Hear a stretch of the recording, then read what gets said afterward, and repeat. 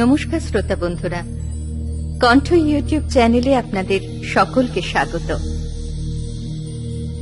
জন্ম মৃত্যুর উপরে আমাদের কোনো হাত থাকে না। অসৎ কাজের ফল একদিন না একদিন সবাইকেই পেতে হয়, সে ঈশ্বরই দিক বা শয়তান।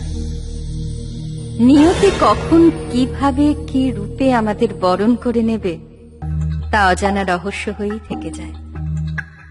এই অজানা রহস্য থেকেই জন্ম নেয় এক অলৌকিক নারী, আর তাকে নিয়েই আমাদের আজকের গল্প সঞ্চারী ভট্টাচার্যের কলমে এক অসাধারণ সৃষ্টি নিশীথ ভামি।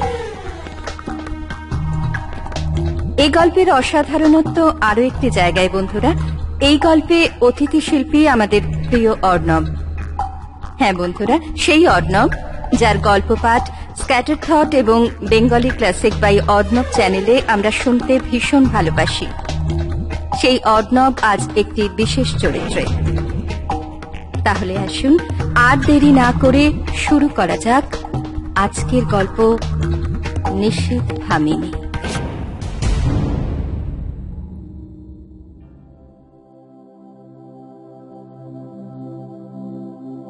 Light, camera, action. জীবন মানে ফোকাস, একটা লক্ষ্যে এগিয়ে যাওয়া। প্রতিকূলতা থাকলেও তাকে জয় করার অভিপ্রায়, এগুলি ছিল ইন্দ্রশেষের জীবনের লক্ষ্য। ওয়াল্টার অ্যাড এজেন্সির মস্ত বড় ফ্যাশন ফটোগ্রাফার, দেশ বিদেশের খ্যাতনামা ফ্যাশন হাউসগুলি তাকে এক ডাকে চিনত। জীবনকে এই ধাঁচেই গড়ে তুলেছিল সে। অর্থ আর নাম যশের খিদে মিটে গেলেও ভালোবাসার মানুষের অপ্রতুল চাহিদাটা থেকেই গেছিল। হৃৎপিণ্ড কি কখনো অকারণে ধুকপুক করে?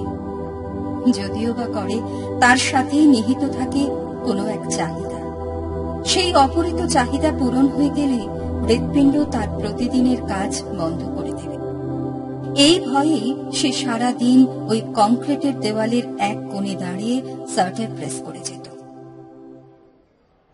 তোর এই জীবনে মেয়েদের শরীর দেখা ছাড়া বোধহয় আর কিছুই নেই রে।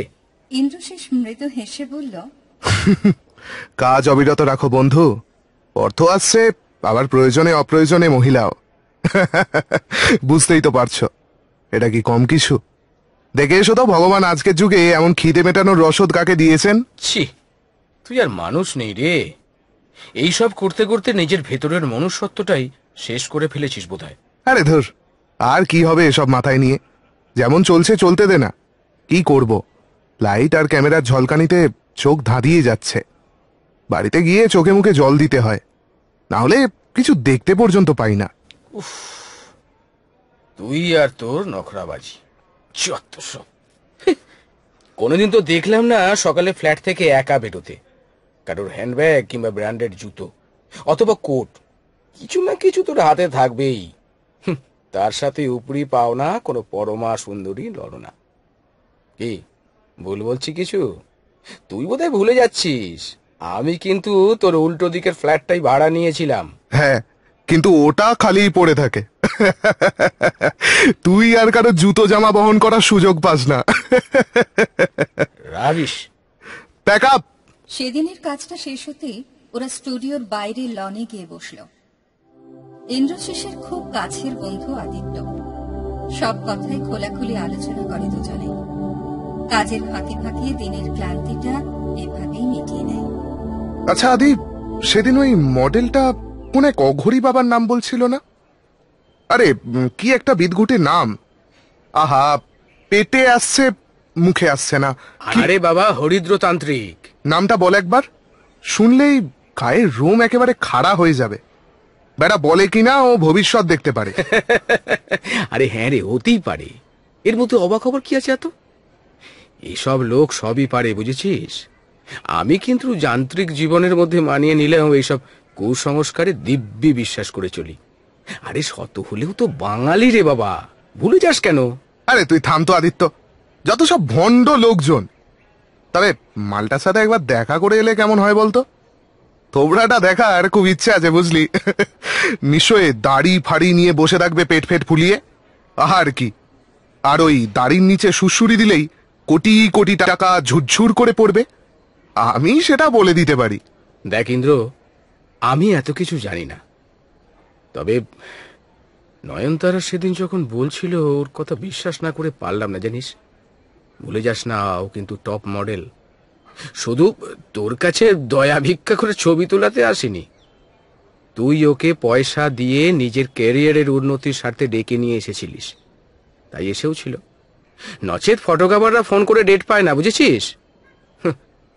ও এখন সব থেকে বড় model, one of the best.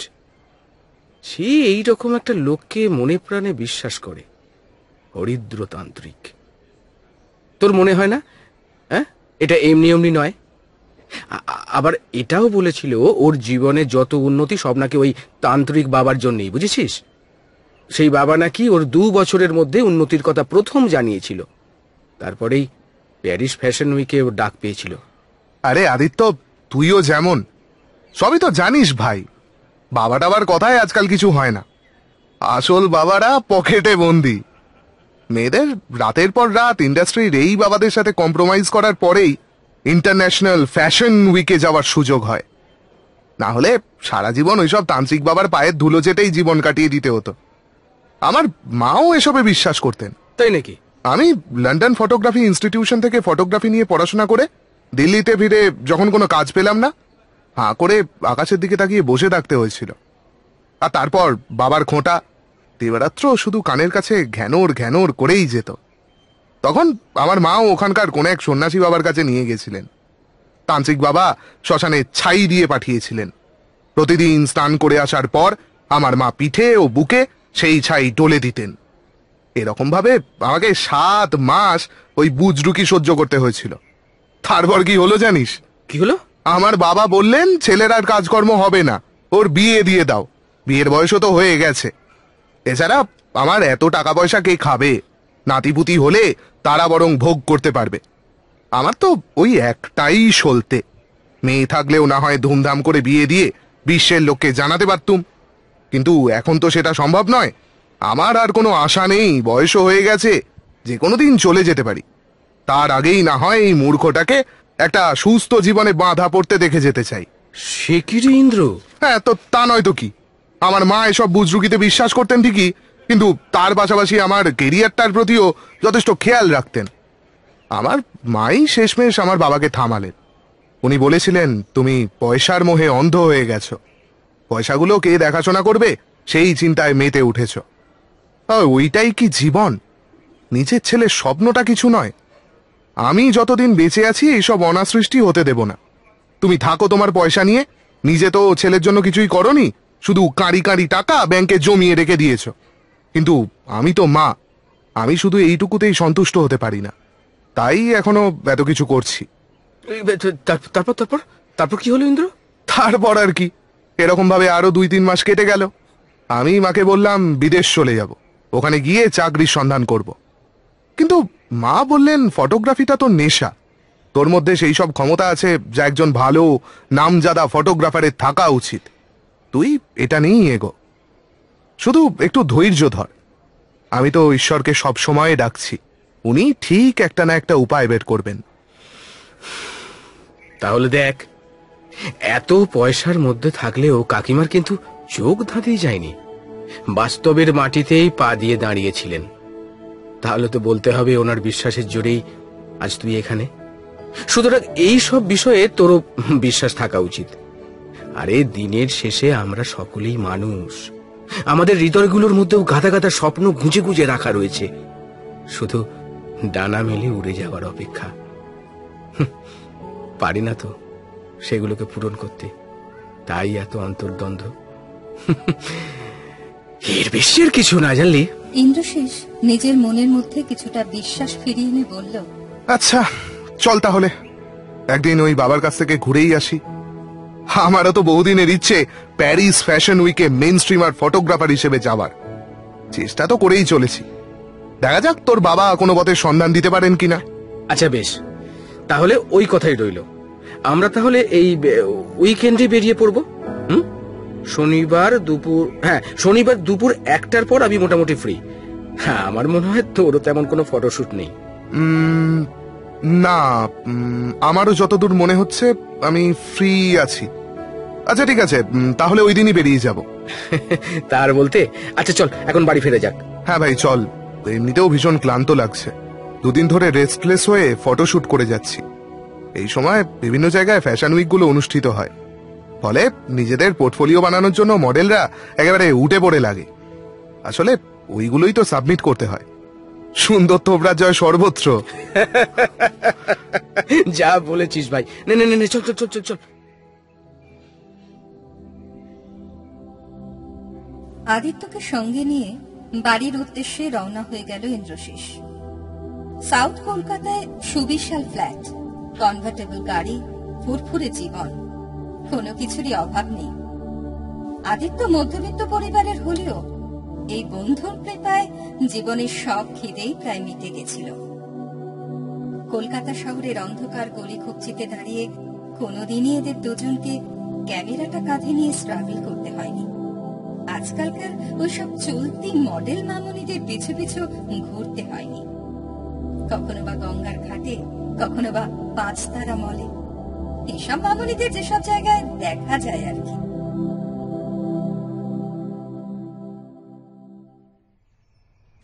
সময়ের কাঁটা ঘুরে শনিবার উপস্থিত হলো। হাতের সমস্ত জরুরি কাজকর্ম মিটিয়ে এখন দুজনেই ফ্রি। মেদিনীপুরের পানশিয়াতে এই হরিদ্র বাবার অধিষ্ঠান, জানিস? ওখানে একটা শ্মশান আছে। নয়নতারা আমায় তেমনই বলেছিল। এখান থেকে ধরে নে 3 থেকে 3.5 ঘন্টার পথ।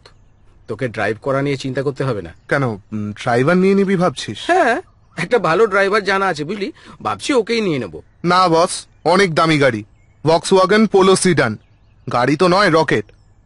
এত দামি জিনিস আমি অন্য কারোর হাতে দেবো না। 25 লাখ টাকা দাম নিয়েছিল।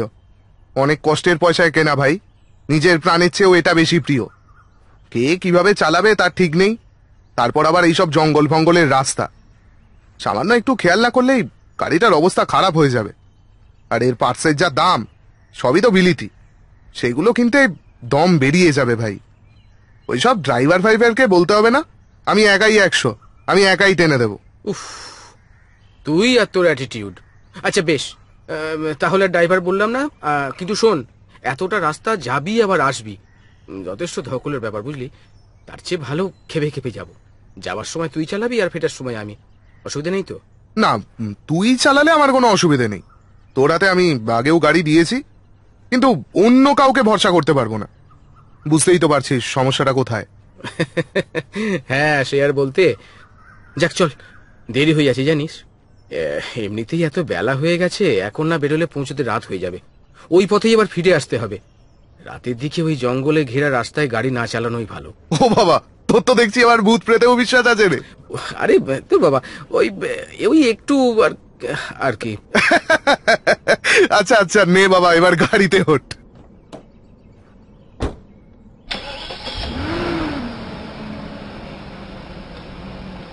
গাড়িটা স্টার্ট দিল ইন্দ্রশিস।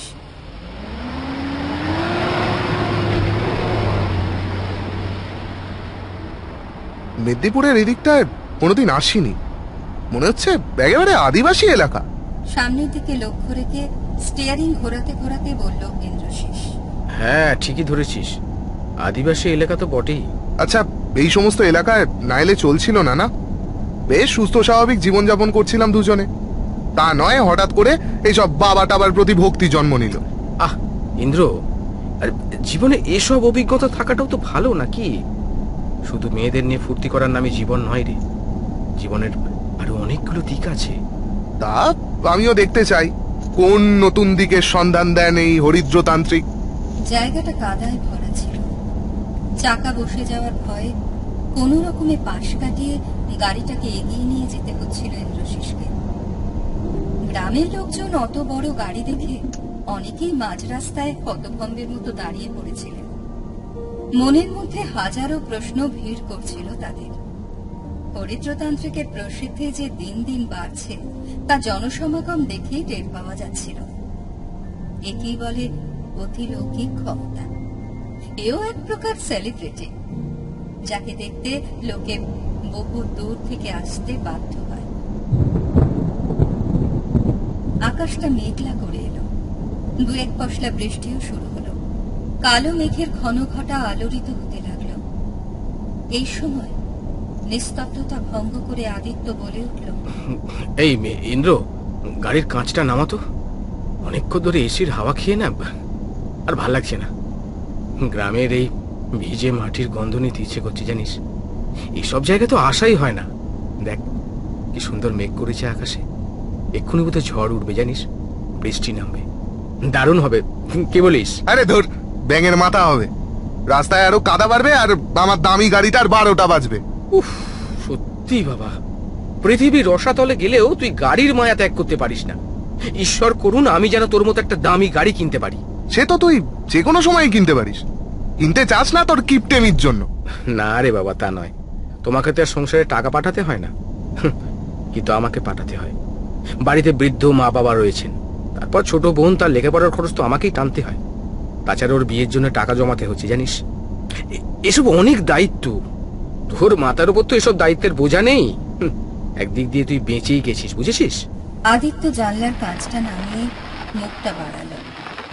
বৃষ্টির ফোঁটাগুলো চোখ মুখের ওপর পড়ল।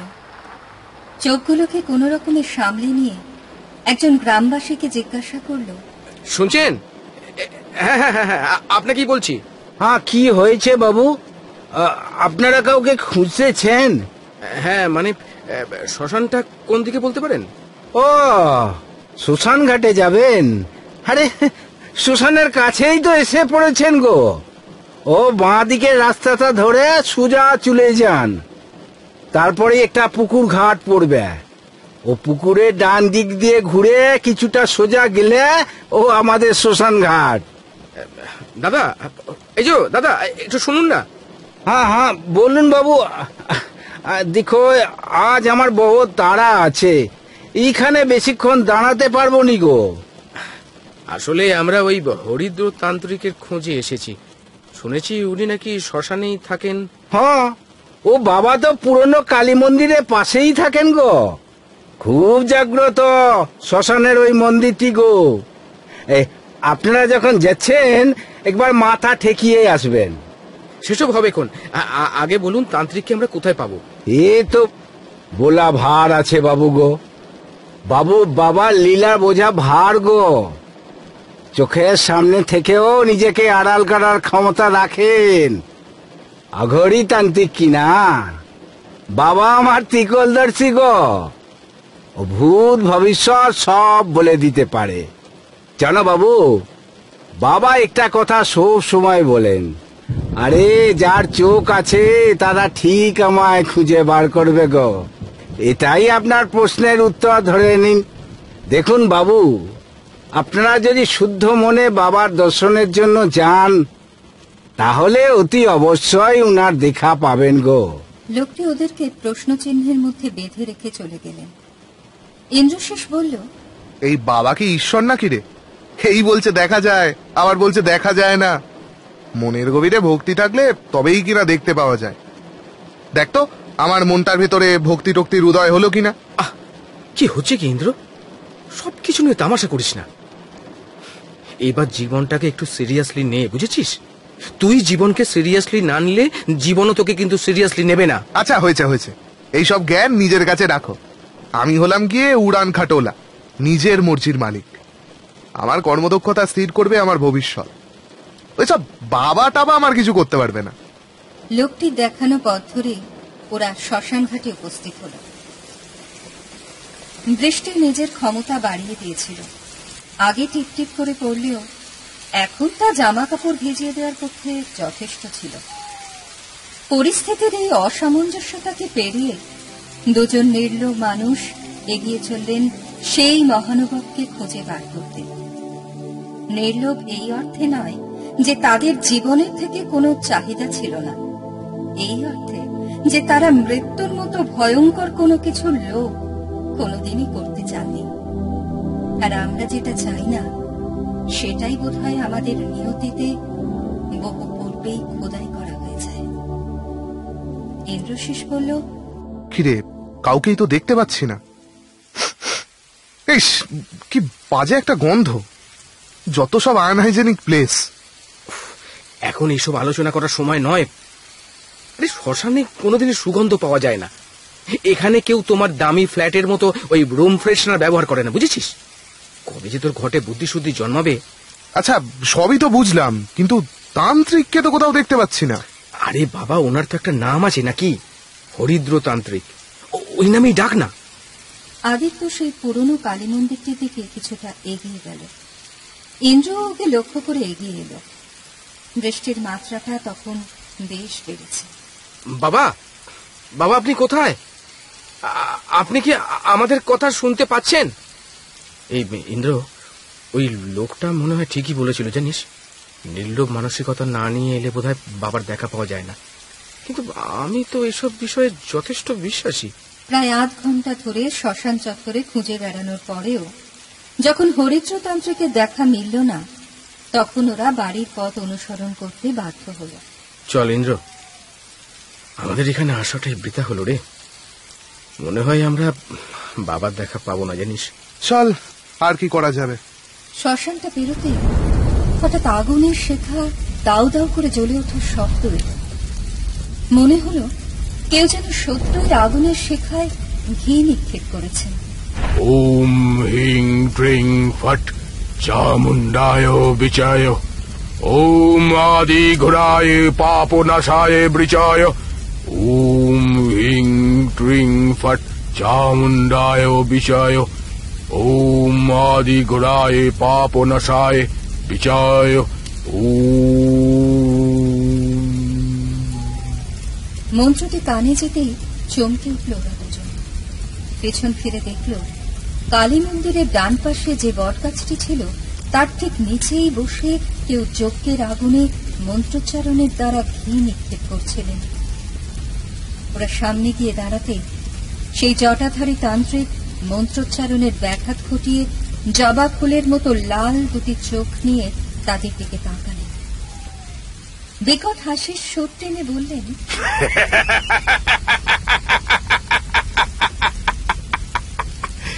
মৃত্যু যখন চায় কার সাধ্যি পালায়, সবাই আমরা অন্ধ, আগামীর পথ বন্ধ।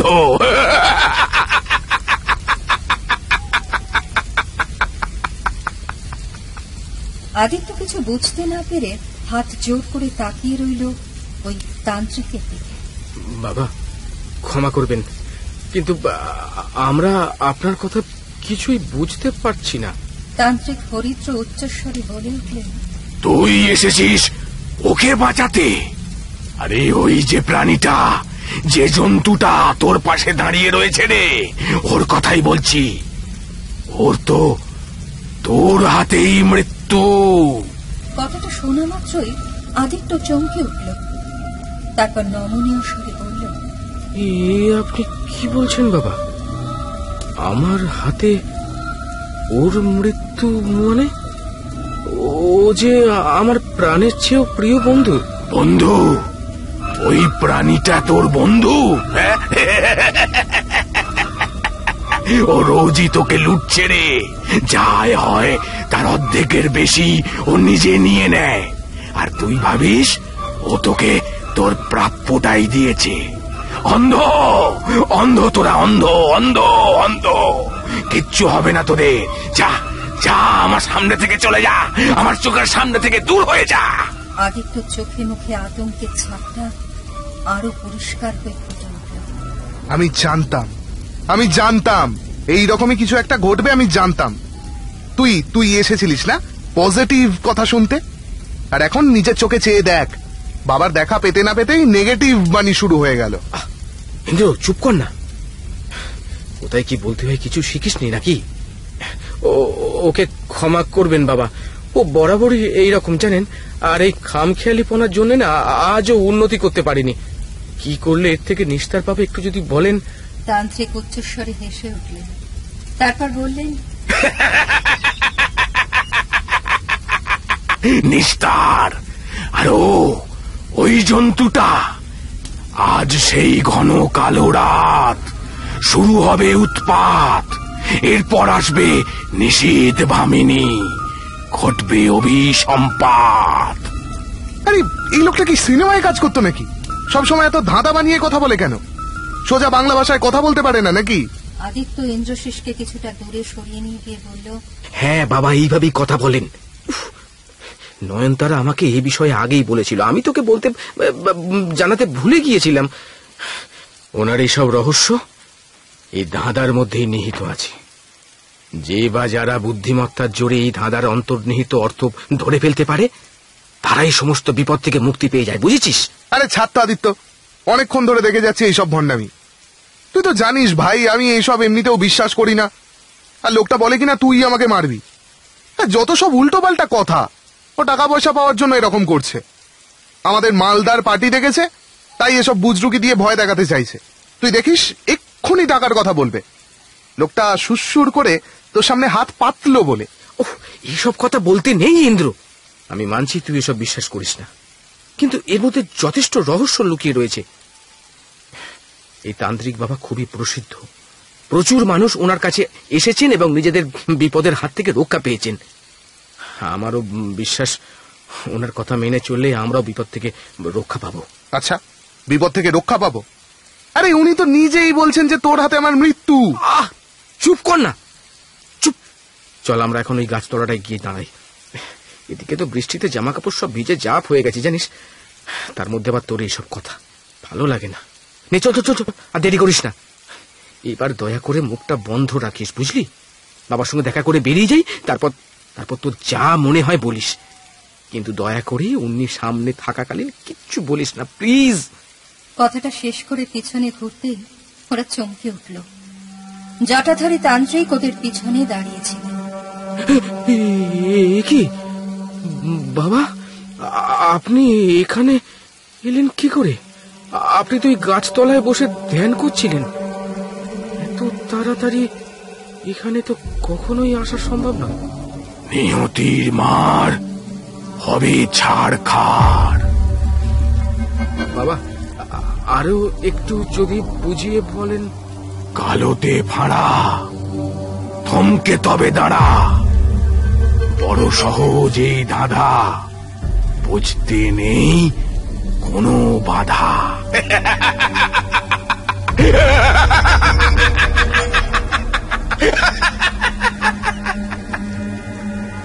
কথাটা শেষ হওয়ার পরে সামনের পরিবেশটা ধোঁয়ায় আবৃত হয়ে গেল। সেই ধোঁয়ার পরিসর ভেদ করে সামনে কিছু দেখতে পাওয়া ছিল দুঃসাধ্য। কিছুক্ষণ বাদে পরিবেশটা একটু স্বাভাবিক হলে আদিত্য সমস্বরে জিজ্ঞাসা করল, বাবা, বাবা আপনি কোথায়? বাবা আপনি কোথায়? আমরা আপনাকে দেখতে পাচ্ছি না কেন? বাবা আপনি কোথায়? আমরা দেখতে পাচ্ছি না কেন আপনাকে? উল্টো দিক থেকে আর কোনো প্রত্যুত্তর এলো না। এই অন্তর্দ্বন্দ্ব মনে নিয়েই সেদিন গাড়ি স্টার্ট দিতে হয়েছিল ইন্দ্রশেষকে। কালো কোনো বস্তুতে ফাঁড়ার বিষয়টি আদিত্যর মনে ঘুরপাক খাচ্ছে। শোন ইন্দ্র, যাওয়ার সময় গাড়িটা একটু আস্তে চালাস। মনে হয় কিছু একটা অঘটন ঘটলেও ঘটতে পারে। কেন? অঘটন ঘটার কি আছে? এমনিতেই অনেক রাত হয়ে গেছে, তারপর আবার 3 ঘন্টার রাস্তা। এই গ্রামের মানুষদের আমার একদম বিশ্বাস নেই। বড় লোক দেখলেই এদের জিভ লক লক করে।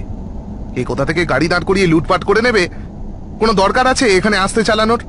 কোনো প্রয়োজন নেই। যেমন এসেছি তেমন ভাবেই ফিরে যাব। তোকে অত দুশ্চিন্তা করতে হবে না, তুই চুপচাপ ঘুমা। আরে বাবা, কোনো সময় যদি আমার কথাটা মন দিয়ে একটু শুনিস। একটা দিনের তো ব্যাপার, একটু আস্তে গাড়িটা চালালে কি হয়েছে কি? তুই যদি এই কথাটা নিজের অন্তর থেকে বলতিস আদিত্য, তবু আমি মেনে নিতে পারতাম। কিন্তু আমি জানি তোর মনে ভয়ের সঞ্চার ঘটেছে ওই ভণ্ড লোকটার কথায়, তাই আমি বারোই তোর কথা শুনবো না। অগত্যা আদিত্য চুপ করল। বেশ, যা কপালে আছে তাহলে তাই হোক, বাকিটা ঈশ্বরের উপরই ছেড়ে দিলাম। গাড়ির গতি ক্রমশ বেড়েই চলল। পশ্চিমে রাস্তা ধরে এগোতে লাগলো ওরা। জঙ্গলে ঘেরা রাস্তায় বৃষ্টির প্রভাবে কাদা ভরাট হয়ে জমেছিল। সেই কর্দমাক্ত পথ অতিক্রম করে গাড়ি এগিয়ে নিয়ে যাওয়া ছিল দুঃসাধ্য। গাড়িটা সজোরে এগোতে গিয়ে হঠাৎ একটা কিছু চিৎকার ভেসে এলো। তারপরে গাড়িটা সোজা গিয়ে ধাক্কা মারল একটি সেগুন গাছে। আদিত্যর মাথাটা সামনের কাছে লেগে আবার ফিরে এলো। ইন্দ্রশেষের হাত পা সচল থাকলেও মাথাটা স্টিয়ারিং এর সাথে সজোরে লাগায় ডান পাশের গাল ঘেঁষে তাজা রক্ত গড়িয়ে পড়তে শুরু করেছিল। বন্ধ কাঁচের আড়ালে দীর্ঘশ্বাসের শব্দ ভেসে আসছিল। আর্তনাদের কিছু করুণ শব্দ পরিবেশের গাম্ভীর্যকে আরো বাড়িয়ে তুলছিল। মৃত্যু যে নতুন খেলায় মেতেছে তার প্রদুর্ভাব স্পষ্টতই চোখে পড়ছিল। আদিত্য সেট বেল্টটা খুলে ডান দিকে তাকাতেই দেখল ইন্দ্রর কপালটা চাপ চাপ রক্তে ভরে রয়েছে। তার সাথেই ভেসে আসছে গোঙানির শব্দ। ইন্দ্র, ইন্দ্র, আমার কথা শুনতে পাচ্ছিস? কে রে? তোর সাথে কথা বলছি। ইন্দ্র, ইন্দ্র, ইন্দ্র, আমার দিকে তাকা, আমার দিকে। জল খাবো একটু, জল। পিছনের ব্যাগে রাখা জলের বোতলটি বার করে আদিত্য বেশ কিছুটা জল ইন্দ্রের মুখে ঢেলে দিল। নে, আকর আকর।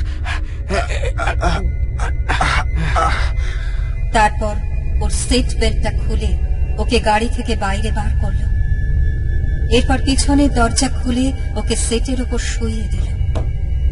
গাড়ির দরজাটা বন্ধ করে পিছনের দিকে তাকাতেই দেখল একটা কালো বিড়াল একেবারে রাস্তার সাথে পৃষ্ঠ হয়ে গেছে।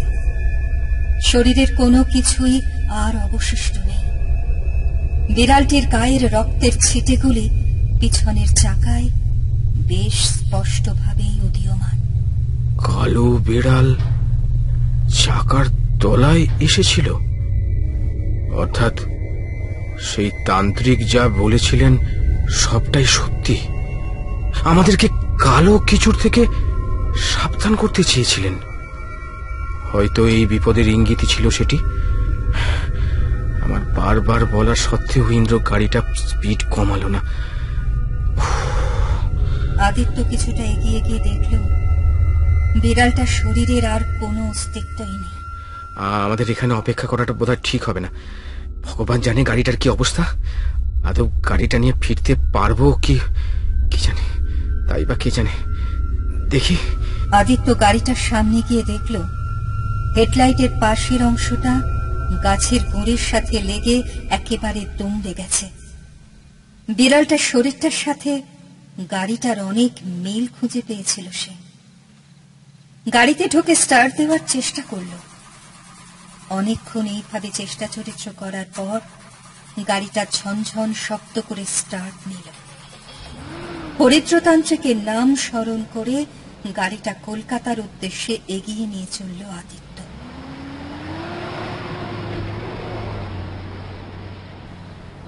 ঈশ্বরের কৃপায় সেই যাত্রায় আর কোনো বিপদ ঘটল না ঠিকই, তবে এটি যে আগাম বিপদের সংকেত ছিল তা সময়ের কালচক্র নিজ বিধি মেনেই বুঝিয়ে দিয়েছিল। ঘড়িতে তখন রাত 1:30। সিটি হসপিটালের সামনে গাড়িটা দাঁড় করালো আদিত্য। জানি না এত রাত্রে এমার্জেন্সিতে কোনো ডাক্তার পাবো কিনা। ইন্দ্র রক্তক্ষরণটা তো বন্ধই হচ্ছে না। এখন বা হাত পা ঘুটিয়ে বসে থাকলে তো চলবে না। এই হসপিটালে না পাই অন্য কোনো হসপিটালে যাব। আমার জন্যই তো আজ এত কিছু হয়েছে। ও তো যেতেই চাইনি। ঈশ্বর। আত্মগ্লানিটা সেদিন একটু বেশি কাজ করছিল আদিত্য। ইন্দ্রকে গাড়িতে রেখেই হসপিটালের রিসেপশনে উপস্থিত হলো আদিত্য। এক্সকিউজ মি ম্যাডাম, দেখুন আমার বন্ধু গুরুতর ইনজিওর্ড, হেঁটে আসার মতো অবস্থায় নেই। আপনারা কাইন্ডলি একটু অ্যাসিস্ট করুন। মহিলাটিকে অনেক বোঝাবার পরেও কোনো কাজ হলো না। পুলিশ কেসের দোহাই দিয়ে বিষয়টি এড়িয়ে যেতে চাইলেন। অবশেষে ভাগ্যের চাকাটা অদ্ভুতভাবেই ঘুরে গেল। আদিত্যর এক বন্ধু ওই হসপিটালে সিএমও হিসাবে জয়েন করেছিল। হঠাৎ দেখা হয়ে যেতেই হাতে চাঁদ পেল আদিত্য। আরে আদিত্য, তুই এখানে এত রাতে? কোনো ইমার্জেন্সি নাকি? কি পল্লব, তুই এখানে কি করছিস? আরে তোর মনে নেই নাকি আমি জয়েন্ট দিয়ে মেডিকেলে চান্স পেয়েছিলাম? এখন এখানে সিএমও হিসেবে জয়েন করেছি। আরে আমার আর বলিস না, আমার বন্ধু ইন্দ্র। ইন্দ্র? ইন্দ্র মানে ইন্দ্রশিস কি, সেই ফেমাস ফটোগ্রাফার? হ্যাঁ হ্যাঁ হ্যাঁ, ওর কথাই বলছি। আর তোর সাথে পরিচয় হলো কি করে? সে তো সেলিব্রিটি রে। সেসব কথা পরে বলবো ভাই, অনেক ব্যাপার। আগে তুই শিগগির এমার্জেন্সিতে ডাক্তার আছে কিনা দেখ, ইমিডিয়েটলি ভর্তি করতে হবে, তারপর সব কথা হবে ভাই। হ্যাঁ হ্যাঁ ঠিক আছে, সে আমি দেখে নিচ্ছি, এত চিন্তা করতে হবে না। আর তাছাড়া দেখ, আজকে ইমার্জেন্সিতে ডক্টর প্রবীর কুণ্ডু আছেন, উনিও সার্জন। আচ্ছা তুই একটু দাঁড়া, হ্যাঁ আমি দেখে আসছি। আর শোন, আমি কিন্তু অ্যাটেন্ডেন্টকে বলে দিচ্ছি, ঠিক আছে? ওরা ততক্ষণে স্ট্রেচারে করে ইন্দ্রকে নামিয়ে আনুক, আর তুই ততক্ষণে হসপিটালের ফর্মালিটিগুলো করে নে। হ্যাঁ, কারণ একবার ডাক্তারের সাথে কনসাল্ট করা হয়ে গেলে ওকে কিন্তু সরাসরি কেবিনে ঢুকিয়ে নেবে অথবা ওটিতে নিয়ে চলে যাবে। বেশ, তাহলে তুই তাই কর ভাই, কিন্তু একটু তাড়াতাড়ি কর ভাই। হ্যাঁ হ্যাঁ ঠিক আছে, তুই নিশ্চিন্ত থাক, আমি দেখছি। ওটির লাল আলোটা জ্বলে উঠল। এই আদিত্য, তুই এক কাজ কর, তুই রেস্ট রুমে গিয়ে একটু বিশ্রাম নে, ঠিক আছে? আমরা তো সবাই এখানে রয়েছি। রক্তটা বেরিয়েছে ঠিকই, তবে মনে হয় না ওর অবস্থা তেমন ক্রিটিক্যাল। আর ডক্টর প্রবীর কুণ্ডু একজন খ্যাতনামা সার্জন হওয়ার পাশাপাশি একজন এক্সপিরিয়েন্স পার্সনও। এই হসপিটালের বেস্ট ফ্যাকাল্টিদের মধ্যে অন্যতম তিনি। কাজেই মনে হয় না দুশ্চিন্তার কোনো কারণ হবে। আদিত্যর মনে দুশ্চিন্তার মেঘ ঘোরাফেরা করলেও পল্লবীর কথা শুনে ক্ষণিকের জন্য হলেও কিছুটা আশ্বস্ত হতে পারল সে। ঠিক আছে, তুই যখন বলছিস তখন আমি রেস্ট রুমে গিয়ে একটু বিশ্রাম নিই। শুধু বিশ্রাম নিলেই হবে না, তোর যা অবস্থা দেখতে পাচ্ছি। দাঁড়া, আমি তোর জন্য কিছু খাবারের ব্যবস্থা করছি। তোকে দেখলেই বোঝা যাচ্ছে তুই রেস্টলেস। হ্যাঁ সেটা অবশ্যই, তুই খুব একটা ভুল বলিসনি ভাই। আদিত্য অপারেশন থিয়েটারের লাল বাতিটা জ্বলতে দেখেই রেস্টরুমের দিকে এগিয়ে গেল। পল্লবের দক্ষ ব্যবহারে মুগ্ধ হয়ে হাসপাতাল কর্তৃপক্ষ আদিত্য সেবায় কোনো ত্রুটি রাখলেন না। পেটে খাবার আর জল পড়ার পর সেটে হেলান দিয়ে কিছুটা নেতিয়ে পড়ল আদিত্য। মনের মধ্যে হরিদ্রতান্ত্রিকের ছবিটা তখন অস্পষ্ট হয়েও নিজের অস্তিত্ব টিকিয়ে রাখছিল, আর তার সেই ধাঁধার অন্তর্নিহিত অর্থ অনুসন্ধানে ব্যস্ত হয়ে পড়ল আদিত্য। নিয়তির মার হবে ছাড়খাড়, তোর হাতেই মৃত্যু। এসবের মধ্যেই চোখটা কখন লেগে এসেছিল তার মনেই ছিল না। অপারেশন সাকসেসফুল হয়ে যাওয়ার পরেও ইন্দ্রশিসকে 24 ঘন্টা অবজারভেশনে রাখার সিদ্ধান্ত নিলেন ডক্টর প্রবীর কুণ্ডু। বেডে দিয়ে দেওয়া হল ইন্দ্রশিসকে। পল্লব আদিত্যকে সুসংবাদটা দিতে গিয়ে দেখল ও ঘুমোচ্ছে। আরে দারুণ খবর আছে একটা। পল্লবের গলার আওয়াজটা রাতের নিস্তব্ধতাকে ভেদ করে সোজা কানে এসে লাগলো আদিত্যর। হুড়মুড় করে উঠে বসল আদিত্য। কি কি কি কি হয়েছে, কোনো সমস্যা নাকি? আরে রে না রে বাবা, না, তুই ঘুমোচ্ছিলি, আমি একদম খেয়াল করিনি। না না, সেরকম কিছু নয়। তোর বন্ধু ইন্দ্র এখন ভালো আছে। ওর কপালে 5টা স্টিচ পড়েছে, রক্ত বেরিয়েছে ঠিকই, কিন্তু এখন আউট অফ ডেঞ্জার, অসুবিধা নেই আর। আসুন না, মনে হয় তো ফানাটা কেটেও গেছে। এই জানিস তো, আমি না ওনার খুব বড় ফ্যান। ডাক্তার 24 ঘন্টার অবজারভেশন দিয়েছেন, জ্ঞান ফিরলেই আমি দেখা করে সিগনেচার নিয়ে আসবো। তোর সুবাদে এরকম একজন সেলিব্রিটির সাথে দেখা হয়ে গেল। হ্যাঁ, আদিত্য দেখল ইন্দ্র নিশ্চিন্তে ঘুমিয়ে রয়েছে। ইন্দ্র সেই অশান্ত চেহারাটার চেয়ে এই চেহারাটা অনেক বেশি প্রাসঙ্গিক মনে হলো আদিত্য। পল্লব, ও যখন ভালো আছে তখন আমি আর রেস্ট রুমে অপেক্ষা করব না, জানিস, বাড়ি চলে যাই। কালকে সকালে চলে আসবো। কালকেই বোধহয় ডিসচার্জ করে দেবে নাকি? কালকে সকালের মধ্যে আশা করি ওর জ্ঞান ফিরে আসবে, তখন ভালো করে কথা বলে নেব। ঈশ্বরের কৃপায় ও এই যাত্রায় বেঁচে গেল রে বেটা, যা ভয় পাইয়ে দিয়েছিল। পল্লব আদিত্যর কাঁধে হাত দিয়ে বলল, কপাল জোরে তোরা আমার সাথে দেখা হয়ে গেছিল আজকে, না হলে হয়তো এখান থেকে ফিরে যেতে হতো। আমি ছিলাম বলে ব্যাপারটা ম্যানেজ করতে পেরেছি। সে আর বলতে। শোন, আমার রাতের খাওয়া তো হয়ে গেছে, বাড়িতে গিয়ে শুধু শরীরটা বিছানায় ফেলতে হবে। আর পারছি না রে, সারাদিন যা ধকল গেছে, তারপর আবার হেডেক। যদিও কালকে রবিবার, তবুও ইন্দ্রকে আবার বাড়ি নিয়ে যেতে হবে, অনেক ফর্মালিটিস আছে। আমি তাহলে আসলাম রে। হ্যাঁ, আর অনেক ধন্যবাদ তোকে, আবার দেখা হবে। খুব ভালো থাকিস। কাল যখন ইন্দ্রর জ্ঞান ফিরবে তখন ওর সাথে কথা বলে নিস, কেমন? হুম হুম হুম, ঠিক আছে। আর তুই এক কাজ কর, সাবধানে যাস, হ্যাঁ? আর কোনো এমার্জেন্সি হলে আমি তোকে খবর দেবো, চিন্তা করিস না। ঠিক আছে, বাই। বাই। কথোপকথন শেষ করে আদিত্য বেরিয়ে গেল। পল্লব ও মিস্টার মুখার্জির কেবিনের দিকে রওনা হল। ধীরে ধীরে রাত আরো বাড়ল। হসপিটালটাও বেশ নিস্তব্ধ হয়ে পড়েছিল। ফ্লোরগুলো ফাঁকা, রোগীরা নিদ্রাচ্ছন্ন। ইন্দ্রশেষের কেবিনের দিকটায় তেমন লোক চলাচল ছিল না।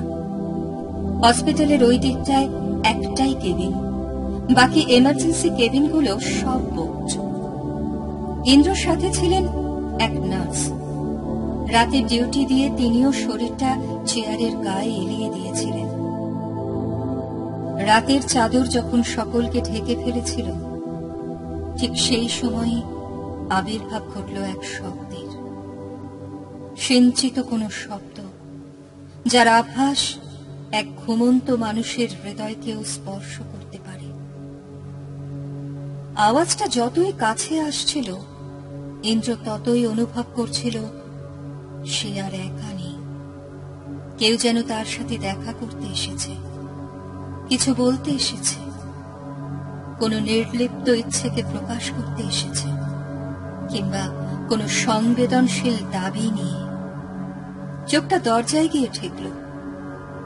জ্ঞানটা সত্যই ফিরেছিল। পরিসরটা বেশ খোলাটে, তবুও মনে হলো কেউ যেন দরজায় পাশ ঘেঁষে দাঁড়িয়ে রয়েছে।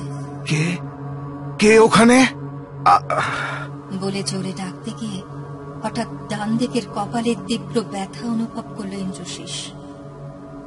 নার্সের দিকে হাত বাড়িয়ে ইশারা করতে গিয়ে দেখল তিনিও ঘুমিয়ে কাঁদা।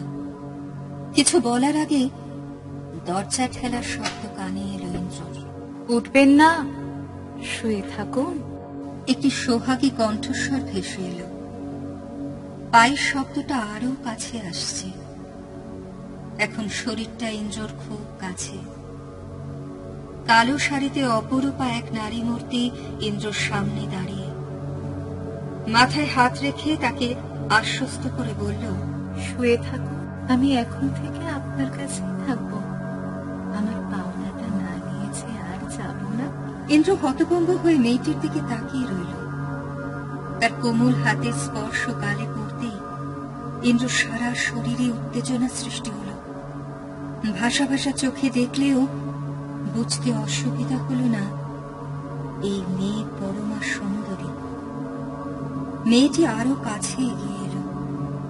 ঠোঁটটা ইন্দ্রর কানের কাছে নিয়ে গিয়ে বলল, নিষেধ ভামিনী, এটাই আমার পরিচয়। আপনাকে আমি কোনোদিন দেখিনি, চিনিও না। আপনি কি আমাকে চেনেন? মেয়েটি এবার নিজের ঠোঁটটা ইন্দ্রর ঠোঁটের কাছে এগিয়ে নিয়ে এসে বলল, তোমার বেঁচে থাকার পেছনে আমিই ছিলাম, আর তোমার মৃত্যুর উপরেও আজ থেকে শুধু আমারই অধিকার থাকবে। ইন্দ্র অবাক হয়ে সে কালো চোখগুলির দিকে তাকিয়ে রইল। লাল রসালো ঠোঁট দুটি তাকে বারংবার আকৃষ্ট করছিল। মনে হচ্ছিল তাদের ছুঁয়ে দিতে। জীবনে এত সুন্দরীকে খুব কাছ থেকে দেখলেও কাউকে পাওয়ার লালসা জন্মায়নি। মেয়েটি ওর শরীরের থেকে নিজেকে কিছুটা সরিয়ে নিয়ে বলল, আজকে তাহলে আসলাম ইন্দ্রশেষ, খুব তাড়াতাড়ি দেখা হবে আমাদের। শুনুন, শুনুন, যাবেন না, শুনুন। হঠাৎ ইন্দ্রশেষকে চিৎকার করতে দেখে নার্স এগিয়ে এসে বলল, স্যার, আপনি কাকে দেখে চিৎকার করছেন? কে এসেছিল আপনার সাথে দেখা করতে? এসেছিল আমি আমি স্পষ্ট দেখতে পেয়েছি সে এসেছিল। আপনি কি চেনেন? না না, সেটা জানি না। নাম বলেছিল? হ্যাঁ, কি যেন বলল, নিশীথ ভামিনী। নিশীথ ভামিনী। নিশীথ ভামিনী? হ্যাঁ, আমার কানের কাছে এসে তেমনটাই তো বললেন। আপনি এখন দুর্বল আছেন স্যার, তবে একটা বিষয় দেখে আমি অবাক হয়ে যাচ্ছি। এত তাড়াতাড়ি তো আপনার জ্ঞান ফেরার কথাই নয়, তাও আপনার জ্ঞান ফিরে এলো কিভাবে? আমি আমি জানি না, তবে তবে এই ঘরে যে একজন মহিলা এসেছিলেন এই বিষয়ে আমি নিশ্চিত। আর তিনি তিনি আমার কাছে এসে বসেছিলেন। এত কাছে বসে থাকা সত্ত্বেও কাউকে অনুভব করতে পারবো না, এমনটা তো হতে পারে না। না, এটা এটা এটা আমার মনের ভুল হতে পারে না, এটা আমার মনের ভুল নয়। আপনি এত উত্তেজিত হবেন না স্যার, সদ্যই আপনার অপারেশন হয়েছে, তারপর মাথায় 5টা স্টিচ পড়েছে। আপনি দয়া করে ঘুমানোর চেষ্টা করুন প্লিজ। আর আমি তো আপনার ঘরেই ছিলাম, চোখটা একটু লেগে গিয়েছিল ঠিকই, কিন্তু আমি তো কাউকেই আসতে দেখিনি। আপনি নিশ্চয়ই স্বপ্ন দেখছিলেন স্যার। নিন, এবার একটু ঘুমিয়ে পড়ুন প্লিজ। নার্সের কথাগুলিকে সত্যি হিসাবে মেনে নিতে ইচ্ছে করল না ইন্দ্রশেষের। মেয়েটির মুখটি আবছা হিসাবে ধরা দিলেও তার অনুভূতিটা বেশ তরতাজাই ছিল। ভোরের আলো ফুটল, চোখ খোলার সাথে সাথে নিজেকে অনেকখানি সুস্থ অনুভব করছিল ইন্দ্রশেষ। ওর মনে হলো যেন কিছুই হয়নি, দেখবি সবকিছু স্বাভাবিক রয়েছে। স্যালাইনের ছুঁচটা নিজের হাত দিয়ে খুলে ফেলতে চাইল ইন্দ্র। কি করছিস? কি পাগল হয়ে গেছিস নাকি? কি মুশকিল বলতো, তোর যে কাল একটা এত বড় অ্যাক্সিডেন্ট হয়েছে সে খেয়াল আছে? আদিত্যর কথাগুলো শুনে এক প্রকার বিরক্ত হয়ে গেল ইন্দ্র। কেন, আমার কি হয়েছে? সামান্য একটু চোট পেয়েছিলাম হয়তো, সে তো হামেশাই হয়ে থাকে। গাড়ি ড্রাইভিং করতে গিয়ে এরকম টুকটাক বিপদ হতেই পারে। তা বলে কি এই হসপিটালের বেডে শুইয়ে রেখে এসব যন্ত্রপাতি গায়ের মধ্যে ফুটিয়ে রাখার কোনো মানে আছে? আদিত্য বিষয়টা দেখে অবাক হয়ে গেল। ও ভেবেছিল ইন্দ্র হয়তো কোনো ক্লান্ত শ্রান্ত চেহারা নিয়ে ওর দিকে চাইবে, কিন্তু অকস্মাৎ এই পরিবর্তন ঘটতে দেখে চমকে উঠল। একটা মানুষ যার এত বড় একটা অ্যাক্সিডেন্ট হয়েছে তার কি এমনটা করা উচিত? তুই বলতো ইন্দ্র। হ্যাঁ, যদিও তেমন কোনো মেজর অপারেশন ছিল না, তবু দুর্বলতা বা ব্যথা তো থাকবেই। নিজেকে কিছুটা সামলে নিল আদিত্য। যাক, ভালোই হয়েছে। যাই হোক, এমনিতেও তুই ছাড়া গরু, বেঁধে রাখা ভারী মুশকিল। জ্ঞান ছিল না বলেই হয়তো এতগুলো ঘন্টা এই 4 দেওয়ালের মধ্যে বন্দি করে রাখা গিয়েছিল তোকে। এখন তো বেশ চাঙ্গা লাগছিল তোকে। হ্যাঁ, আমার তো মনেই হচ্ছিল আমি তোর সঙ্গে হসপিটালে দেখা করতে এসেছি। মনে হচ্ছে তোর ফ্ল্যাটে গিয়ে দেখা করছি, বুঝলি? হালকা মেজাজ, আনন্দে আত্মহারা হয়ে আমাকে ওয়েলকাম করছিস তুই। নিশ্চয়ই কিছু একটা ঘটেছে না রে? ঘটেছে, ঘটেছে ভাই, ঘটেছে। তেমনই কিছু একটা ঘটেছে আদিত্য। সে এসেছিল জানিস? সে মানে কে এসেছিল? এই ভুলভাল বকিস না তো। সকাল 11টা থেকে 12টা পর্যন্ত হসপিটালে ভিজিটিং আওয়ার্স, আর তার বাইরে সকালের প্রবেশ নিষিদ্ধ। শুধুমাত্র ডাক্তার আর নার্সরা হয়তো ভিজিট করতে আসে, আর আমি বোধহয় প্রথম দেখা করতে এসেছি। ভুল ধারণা তোর, এটা ভুল ধারণা। তোর আগে গতকাল রাতেই একজন আমার সাথে দেখা করে গেছে, আর আমাকে আমাকে ওই মেয়েটাকে না খুঁজে পার করতেই হবে। ওকেই আমি আমার আপকামিং প্রজেক্টের ব্র্যান্ড ফেস করব। ওই হবে আমার ম্যাগাজিনের টপ ফেস, ব্র্যান্ড অ্যাম্বাসেডর। এই দাঁড়া দাঁড়া দাঁড়া দাঁড়া, মানে কি? কে দেখা করতে এসেছিল তোর সাথে? আরে এটাও কি সম্ভব নাকি? ভুল ভাল বলছিস ইন্দ্র। অপারেশনের পর থেকে মনে হচ্ছে তোর মাথাটাই গেছে। আরে তুই থাম। ওই মেয়েটাকে দেখার পর থেকেই আমি আমি এতটা সুস্থ অনুভব করছি, সেটা কি তুই জানিস? ওই মেয়েটাকে আবার খুঁজে বার করতেই হবে আদিত্য, যেভাবেই হোক। ওই মেয়েটাকে আমার চাই। ইন্দ্রশিসের নজর যার উপর একবার পড়ে তাকে সে পেয়েই ছাড়ে। আবার বোকার মতো কথা বলছিস তুই। কালকে হটকরিতায় দেখলি তো, দেখলি কত বড় একটা বিপদ ঘটে গেল। আরে এমন করিস না প্লিজ। মনে হয় তুই ঘোরের মধ্যে বসে বসে কিছু একটা দেখেছিস। ও, আমাকে তো খুঁজতেও হবে না। মানে কি বলছিস তুই ইন্দ্র? আরে সে বলে গেছে সে নিজেই ধরা দেবে। আমার মৃত্যুর উপরেও নাকি এখন শুধু তারই অধিকার আছে। ও তাই বুঝি? ঘুমের ঘরেও যে কেউ সুন্দরী মেয়েদের স্বপ্ন দেখতে পারে তা তোকে দেখেই বোঝা যায়। আরে এটা স্বপ্ন নয় রে, এটা সত্যি সত্যি। সত্যি। তা কি নাম সেই মায়াবিনীর? নিশীথ ভামিনী। ইন্দ্রশিসের মুখে নামটা শোনা মাত্রই চমকে উঠল আদিত্য। মুখটা কালো হয়ে গেল। ক্ষণিকের জন্য সোহাগ ভরা মুখটার সমস্ত রং উড়ে গেল। নিশীথ ভামিনী, এই নামটির কথাই তো গতকাল হরিদ্রতান্ত্রিকের মুখে শুনেছিলাম। আজ সেই ঘন কালো রাত, শুরু হবে উৎপাত, এরপর আসবে নিশীথ ভামিনী, ঘটবে অভিসম্পাত। এরকম কিছু এক্সিস্ট করে নাকি? এ আবার সত্যি হয় নাকি? Really strange. যদি সত্যি না হবে তাহলে ইন্দ্র হঠাৎ এই নামটা বলছে কেন? ও তো অন্য কোনো নামও বলতে পারত। হঠাৎ দরজা খোলার শব্দ হলো। কেবিনে ঢুকে এলো পল্লব। আরে এই যে আদিত্য। হ্যাঁ বল। ভালোই হলো জানিস তোকে পেলাম। স্যারের সাথে কথা হলো, ইন্দ্রশেষকে ভিজিট করতেই আসছিলাম। তোকে এখানে পেয়ে যাবো ভাবিনি। ও এখন মোটামুটি সুস্থ আছে বুঝলি। আমি কিছু পেনকিলার ইঞ্জেকশন দিয়ে দিয়েছিলাম, ফলে ব্যথাটা অনেকটাই কমে গেছে। আর একটা দিন রেস্ট নিলে ও পুরোপুরি সুস্থ হয়ে যাবে। তবে তুই যদি চাস তো আজকে বাড়ি নিয়ে যেতে পারিস ওকে। খুব ভালো হয় জানিস। আজকে তাহলে ওকে তুই ডিসচার্জ করে দিতে পারবি? হ্যাঁ, সে করে দিতে পারবো। এমনিতেই তো অনেকটা সুস্থ বোধ করছে।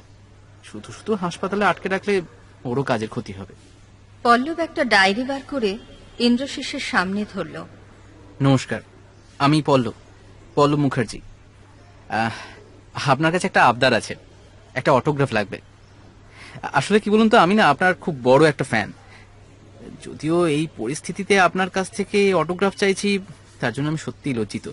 কিন্তু কি করব বলুন, আপনার সাথে অন্য কোনো জায়গায় অন্য কোনো সময় দেখা করবার খুব ইচ্ছে ছিল, কিন্তু ভেবেওছিলাম আপনার সাথে একটু ভালো করে কথা বলার সুযোগ পাবো। আসলে আমি আপনার কাজে সত্যি খুব মুগ্ধ। আরে না না, এত ভাবতে হবে না, আর এভাবে বলতেও হবে না। আসলে চোরে ড্রাইভ করাটা আমার একটা বাজে স্বভাব। মাঝে মধ্যেই এই সমস্ত দুর্যোগের মুখে পড়তে হয় আর কি। কথাগুলো বলতে বলতেই হাতের কাজটা সেরে ফেলল ইন্দ্রশিস। সুন্দর করে একখানা অটোগ্রাফ দিয়ে দিল ডায়েরির পাতায়। শুভেচ্ছা সহ Indrashis. Thank you so much, many many thanks. আচ্ছা, এবার আমাকে ডিউটিতে বেরিয়ে যেতে হবে। তবে আপনার সাথে দেখা করে অনেক কথা বলার ইচ্ছে রইল। বেশ, আমার কোনো আপত্তি নেই। এই শনিবার আমি ফাঁকাই আছি। আসলে উইকেন্ড ছাড়া আমার ফাঁকা থাকার উপায় নেই। তোমার যদি কাজ কম থাকে তাহলে একবার এসে আমার স্টুডিওতে দেখা করে যাও। পল্লব যেন কথাগুলো শুনে হাতে চাঁদ পেল। বাহ, বেশ বেশ, ঠিক আছে। তবে তবে আমি তাই করব।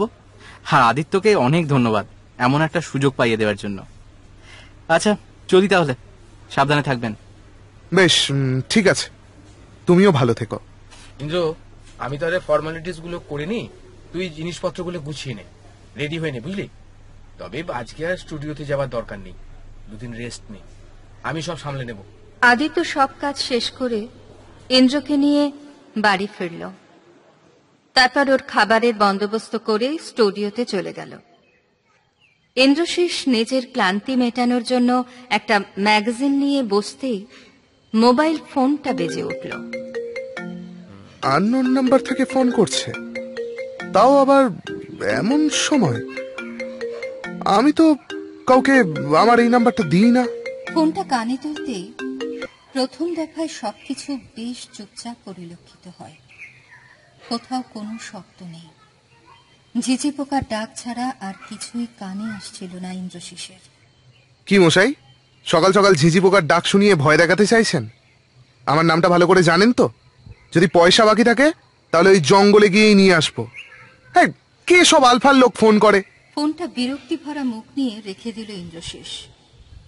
15 মিনিট বাদে আবার ফোন এলো ওই একই নম্বর থেকে। দেখুন আমি কিন্তু এবার বলছি, নম্বরটা আমি পুলিশে দেব। ধর। কথাটা শেষ করে ফোনটা রাখতে যাওয়ার সময় হঠাৎ একটি মায়াবী কণ্ঠস্বর কানে ভেসে এলো। মনে হচ্ছিল কোনো দূর দেশ থেকে, সাগরের একেবারে তলদেশ থেকে উত্থিত কোনো শব্দ ভেসে আসছে, যা হৃদয়কে বিদীর্ণ করে দিতে পারে। কণ্ঠস্বরটা একটু কেঁপে উঠল ইন্দ্রর, কারণ এই আওয়াজটির সাথে সে বেশ ভালোই পরিচিত ছিল। সেদিন হসপিটালে রাতের বেলাও যে তার খুব কাছাকাছি উপস্থিত ছিল, তার তরফ থেকেও এমন কিছু অনুভূতিরই আভাস পেয়েছিল ইন্দ্রশেষ। কে বলুন তো? কণ্ঠস্বরের কাঁপুনি প্রমাণ করে দিচ্ছিল মানুষটা আর ইয়ার্কির পর্যায়ে বিষয়টিকে নিয়ে ভাবতে পারছিল না। সারা শরীরে তখন ঠান্ডা রক্তের আন্দোলন, একটা দীর্ঘশ্বাসের শব্দ। তারপরেই কেউ বলে উঠল, নিষেধ ভাঙিনি, আমি আসছি, খুব শীঘ্রই তোমার কাছে আসছি ইন্দ্র। শুনতে পাচ্ছ আমার পায়ের শব্দ? ঝুনঝুন করে নুপুরগুলো বাজছে, কাঁপছে তোমার হৃদয়। ভাসমান দুটি চোখছে সেই থেকে শুধু তোমাকেই খুঁজে চলেছে ইন্দ্র। আজকে যে আমাকে হবে, যে আমাকে আহ্বান করে, আমি তো তার কাছেই ছুটে চলে যাই। তাড়াতাড়ি সুস্থ হয়ে নাও ইন্দ্র, আমার সাথে আমার পৃথিবীতে আসার জন্য তৈরি হয়ে নাও। কি শাস্তি দেওয়া যায় বলো তো তোমার? মৃত্যু নাকি ভালোবাসা, নাকি ভালোবেসে মৃত্যু? বলো বলো, কোনটা পেলে তুমি সবচেয়ে বেশি খুশি হবে? বলো না, আমি যে আকাঙ্ক্ষিতের আকাঙ্ক্ষা গো।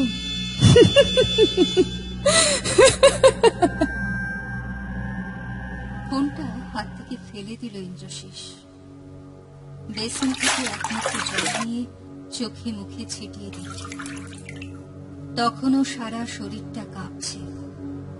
সারা শরীরের মধ্যে এক অদ্ভুত অকিঞ্চিতকর প্রবণতা। কাউকে কাছে পেতে চাইছে দুটো হাত, অথচ তার থেকেই সব থেকে বেশি দূরে যেতে চাইছে এই শরীরটা।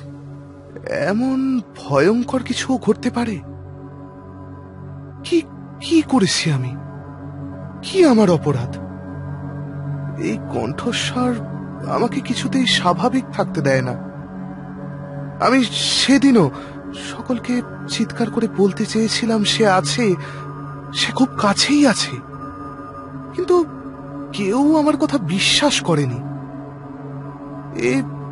এমন কেউ যে আমার সবটা জানে কিংবা জেনে ফেলেছে।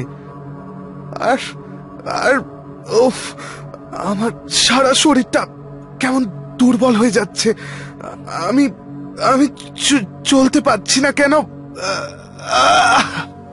দরজায় বেলের শব্দ হলো। মেঝেতে শুয়ে তখনও কাতরাচ্ছে ইন্দ্রশেষ। 2-3 বার একইভাবে বেলটা বেজে যাওয়ার পরে হঠাৎ কেউ দরজা ঠেলে ভিতরে ঢুকে এলো। সজোরে একটি কণ্ঠস্বর কানে যেতেই গোঙানিস্বরে ইন্দ্র বলল, আমি উঠতে পারছি না আদিত্য। আদিত্য, আমাকে একটু সাহায্য কর না ভাই, আমাকে একটু। আদিত্য এগিয়ে এলো ওর দিকে। এরকম অবস্থা কে করলো তোর?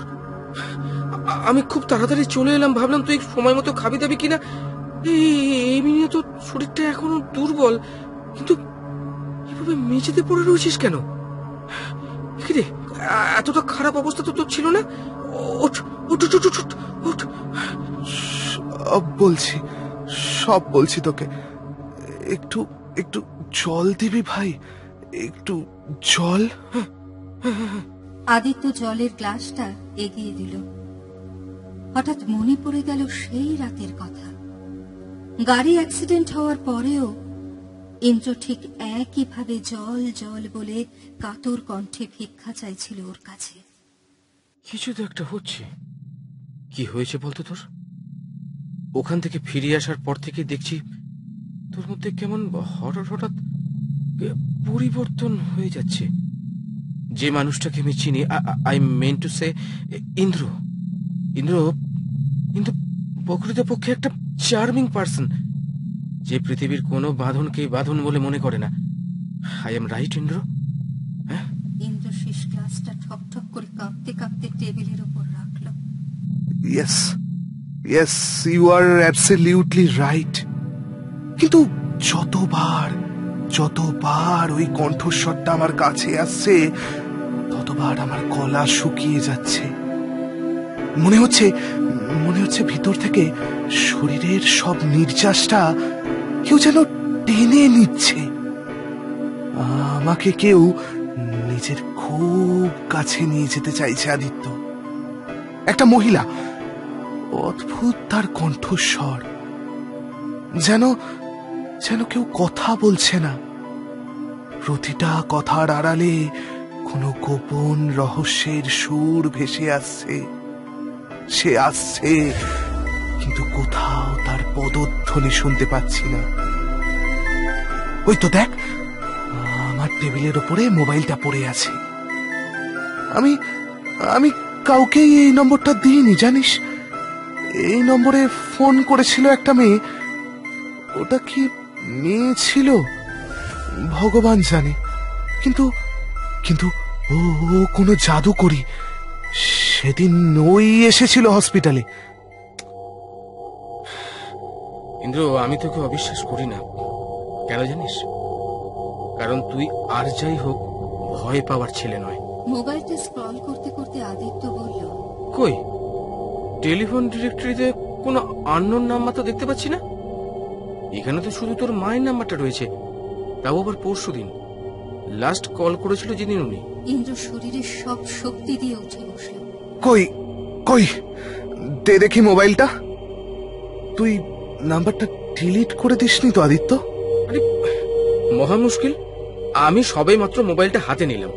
তুই তো দেখলি, তোর কথা শুনতে শুনতেই মোবাইলটা সার্ফিং করছিলাম। এত তাড়াতাড়ি করে কি নাম্বার ডিলিট করা যায় নাকি?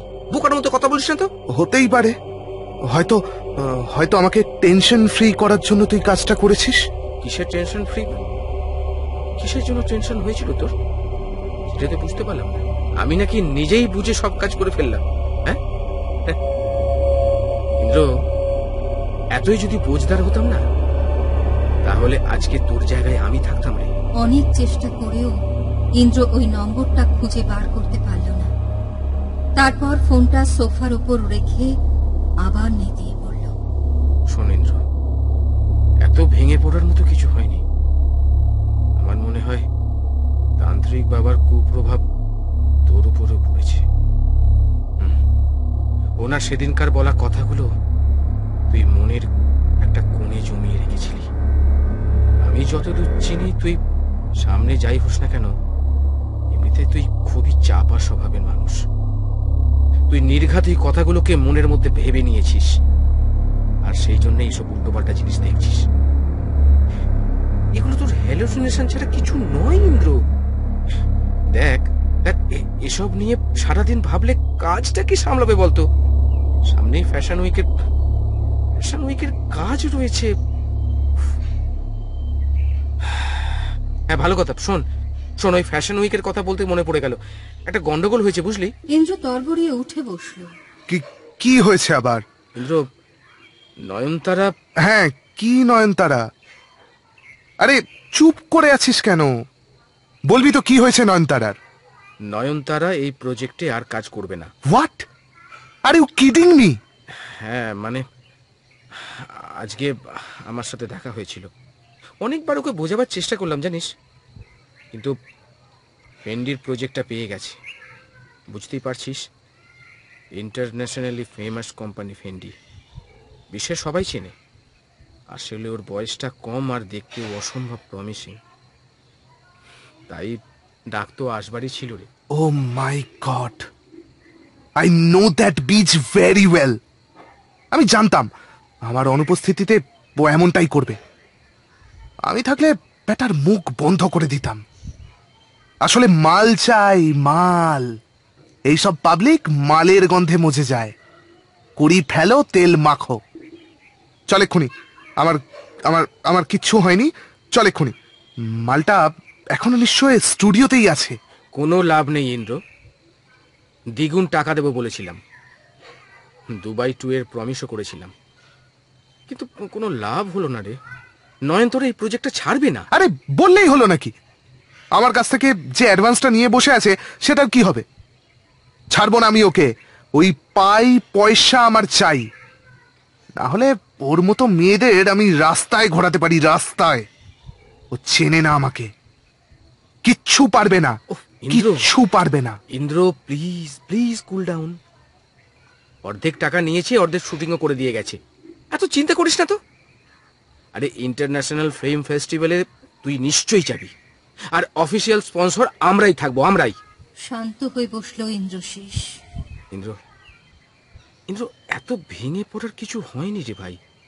এই ধরনের কাজে এমনটা তো হতেই পারে, মানুষ বেটার অপরচুনিটি পেলে চলেই যাবে। আরে তাহলে এরকম অর্ধেক জায়গায় কই পয়সা নেওয়ার বেলায় তো এই মালগুলো জিভ লগলগ করে, কই তখন তো একবারে বলতে শুনিনি যে কাজ শেষ করে তারপর পুরো টাকা নেব।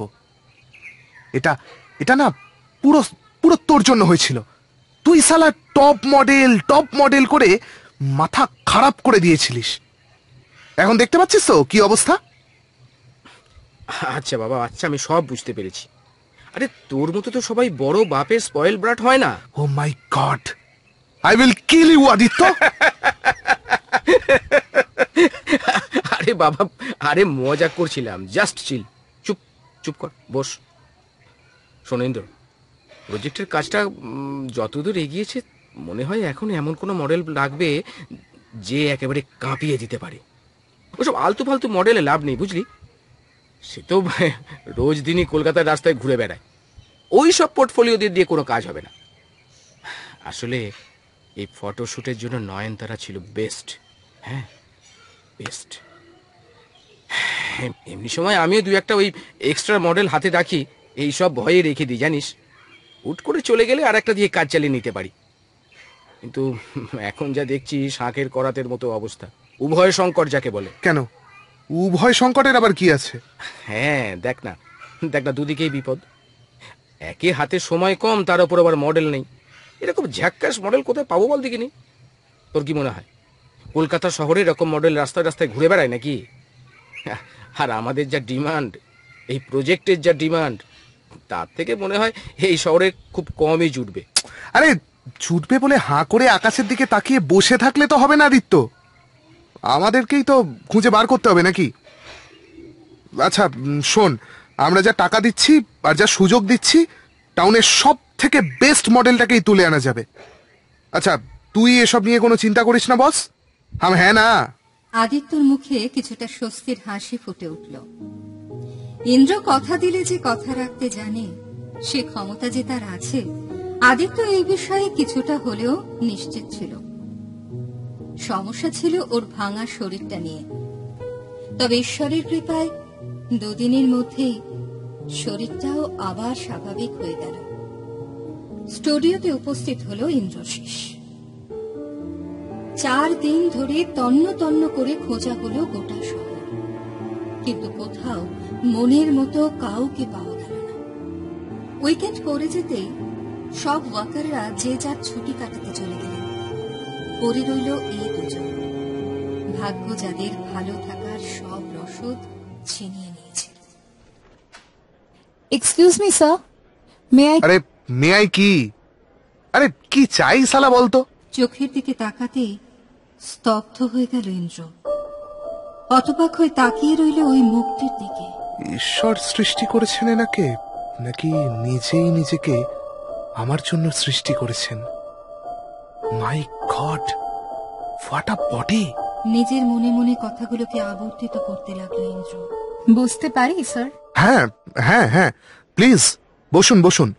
দাঁড়িয়ে রয়েছেন কেন, বসুন। এক্সট্রিমলি সরি স্যার, আসলে বিনা অ্যাপয়েন্টমেন্টেই চলে আসতে হলো। যদিও কাল আপনার সাথে কথা হয়ে গিয়েছিল। ইন্দ্রশেষের কানে কথাগুলো ঢুকছিল না। সে তখন ওই লাবণ্যময়ের ওয়াক্সিং করা ফর্সা পাগুলোর দিকে তাকিয়ে থাকতে ব্যস্ত ছিল। হ্যাঁ তারপর বলে যান আপনি বলেছেন, আমি শুনছি। ফর্সা কোমল হাতটা ব্র্যান্ডেড আংটির মোড়কে বেশ সুসজ্জিত ছিল।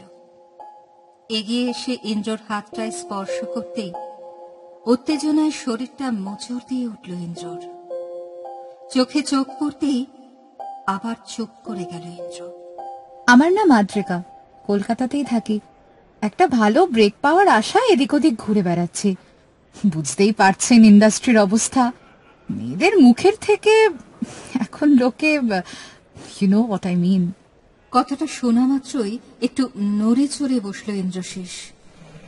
মনে হলো মেয়েটি বোধহয় তাকে লক্ষ্য করে কথাগুলো বলছিল। ও ইয়েস, না না, I mean no no no no. Yes no কি করে যাচ্ছিস ইন্দ্র? কথাটা সজোরে বলেই মেয়েটির দিকে তাকিয়ে চুপ করে গেল আদিত্য।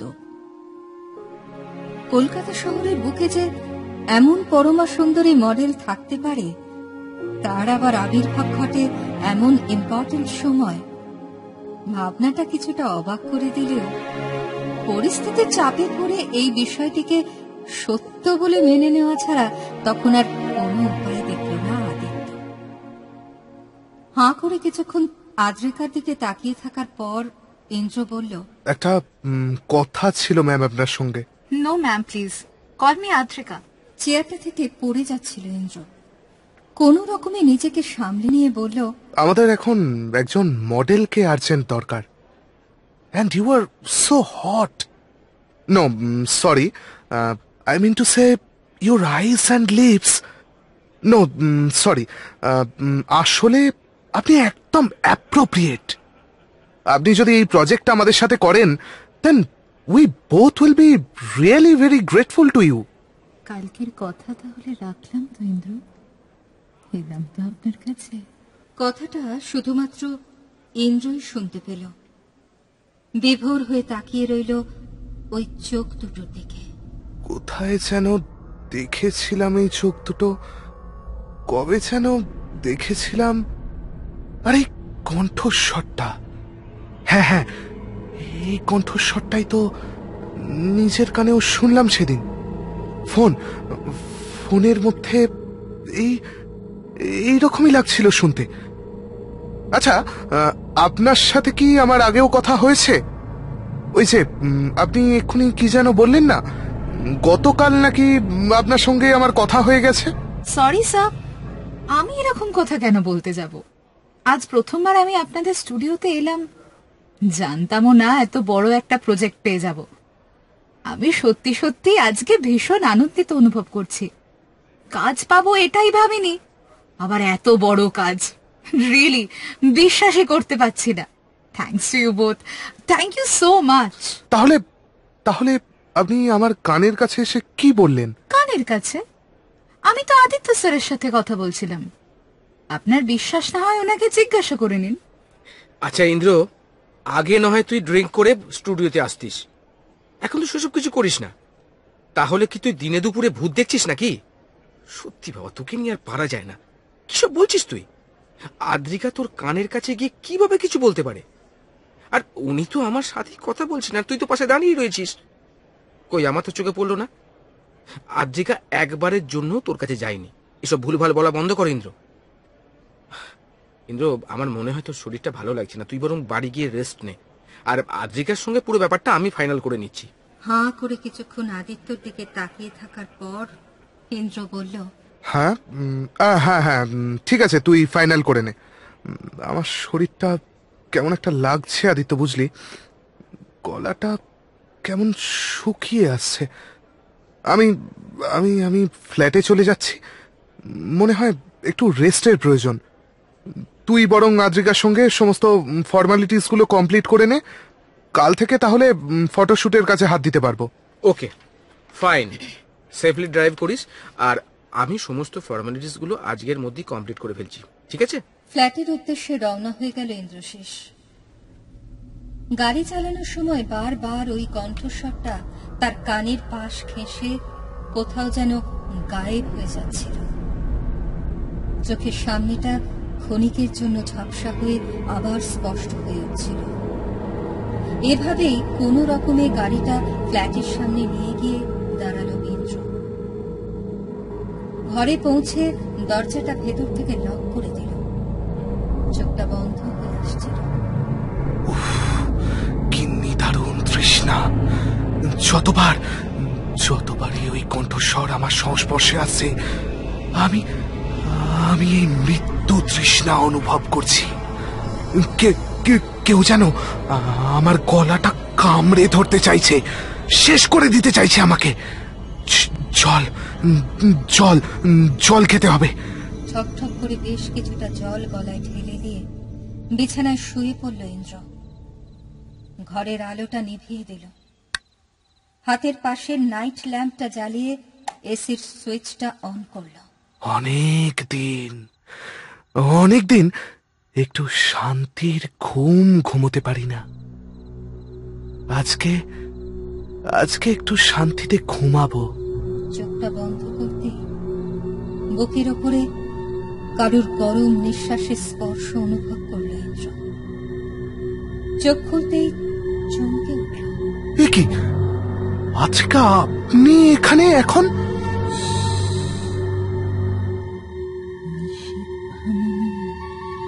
আবার নিজের ঠোঁটটা ইন্দ্রর কাছে এগিয়ে নিয়ে এলো আদ্রিকা। রঙিন নেল পালিশ পরিহিত নখগুলো ওর ঠোঁটের চারিপাশে বোলাতে বোলাতে বলে চলল মায়াবী রজনীর এক কাহিনী। শরীরে খিদেতে মেতে উঠল দুটো শরীর। বেশ কিছুক্ষণ এই উপস্থিতির অনুভবের পরে গভীর নিদ্রায় আচ্ছন্ন হয়ে পড়ল ইন্দ্রশেষ। পরের দিন সকালে চোখ খুলতেই দেখল তার গায়ে কোনো বস্ত্র নেই। সামনে তাকিয়ে দেখল জামাটা পরে রয়েছে সোফার উপরে। আমি তো কালকে জামা পরেই শুয়েছিলাম, তাহলে ওটা ওখানে নিয়ে গিয়ে কে রাখলো? আর আদিত্য কি কালকে ফেরেনি? ওর তো কালকে আমার ফ্ল্যাটেই আসার কথা ছিল। হঠাৎ দরজায় বেল বাজার শব্দ পেল ইন্দ্রশেষ।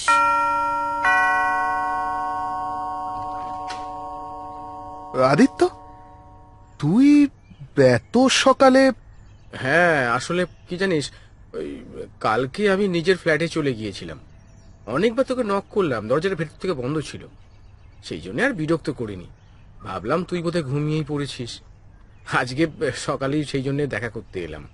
আচ্ছা শোন না আদিত্য, আচ্ছা আদ্রিকা কোথায় গেল রে? কোথায় গেল মানেটা কি?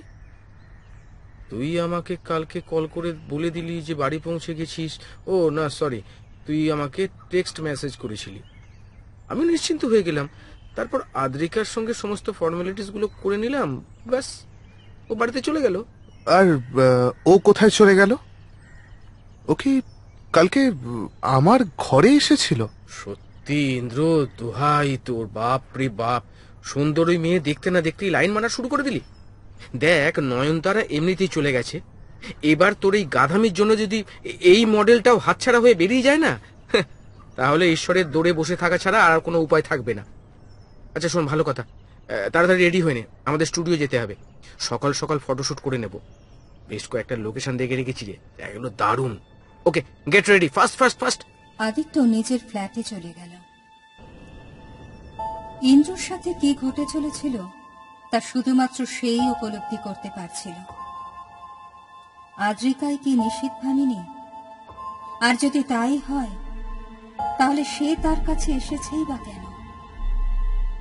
ইন্দ্র যা কিছু দেখছিল সেগুলি যে ভুল ছিল না, এই বিষয়টি সময় আরো ভয়ঙ্কর বুঝিয়ে দিতে চেয়েছিল। নিয়তির এক অমোঘ টানে ধীরে ধীরে ক্রমশই অন্ধকারের পথে তলিয়ে যাচ্ছিল ইন্দ্রশেষ।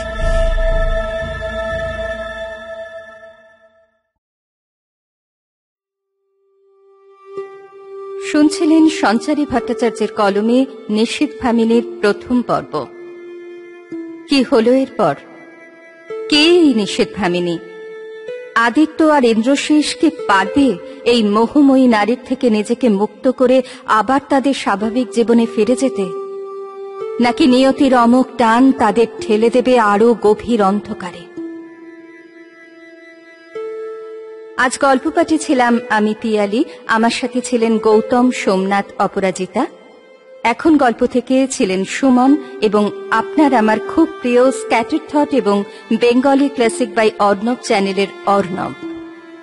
পোস্টার ডিজাইন করেছে Shubhodeep, sound design and editing Sukamal এবং সাউন্ড এফেক্টসে সুমন। পরিচালনা করেছেন গৌতম। আমাদের কাজ ভালো লাগলে লাইক, শেয়ার, সাবস্ক্রাইব করে এগিয়ে যেতে সাহায্য করবেন। আজ তাহলে এই পর্যন্ত। খুব তাড়াতাড়ি দেখা হবে অন্তিম পর্ব নিয়ে। সবাই ভালো থাকুন, শুনতে থাকুন কণ্ঠ। নমস্কার।